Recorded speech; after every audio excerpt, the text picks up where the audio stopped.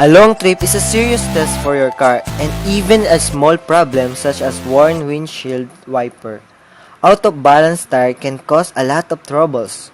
We have prepared a few simple tips on how to prepare your vehicle for a trip. However, this checklist does not include many other important items such as brakes and suspension components that may only be inspected by a mechanic in a garage with the car on the lift. Book an appointment with your dealer or mechanic well before your trip. Ask for one of those maintenance package with an oil change, tire rotation, and mechanical inspection.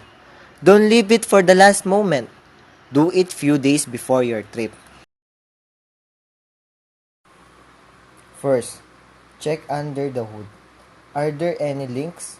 Are battery terminals clean? Does the drive belt look worn out? If the belt appears cracked or glazed, have it replaced before the trip.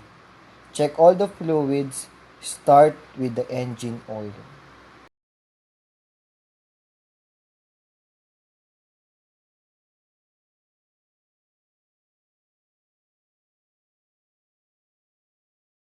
To check the engine oil, park the car on the level spot.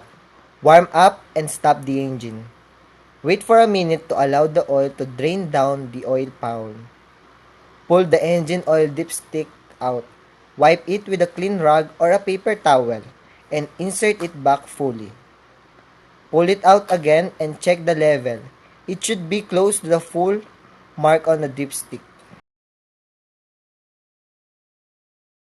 If you notice that your car consumes a notable amount of engine oil between oil changes, it's a good idea to take some spare engine oil with you on your trip. Many engine problems are caused by the lack of oil changes. If your next oil change is due soon, definitely do it before the trip.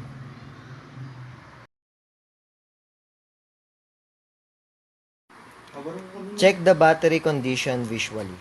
If you see any acid leaks, cracks, or other damage, the battery must be replaced. Make sure the battery terminals are tight and not corroded. Corroded terminal will cause troubles. Unfortunately, there is no way to tell when the battery will die. Sometimes, it happens unexpectedly with no prior signs. However, if you feel that when you are starting a car, the engine cracks slower than normally, the battery is probably close to its end. Usually, a new battery may last for 3 to 6 years. So if your battery is 4 to 5 years old, it's good idea to have it tested before a trip. If it's been a long time since you changed your air filter, it might be a good idea to change it before a trip. A dirty air filter will cause lack of power. If you want to change it yourself, your owner's manual has the directions. Check the brake fluid. Low brake fluid level may indicate worn out of brake pads. Have your brakes checked? Check the power steering fluid. Top up the windshield washer fluid. You can find the correct procedure in your owner's manual. Look for anything irregular, leak, loose, clamps, kink hoses, etc.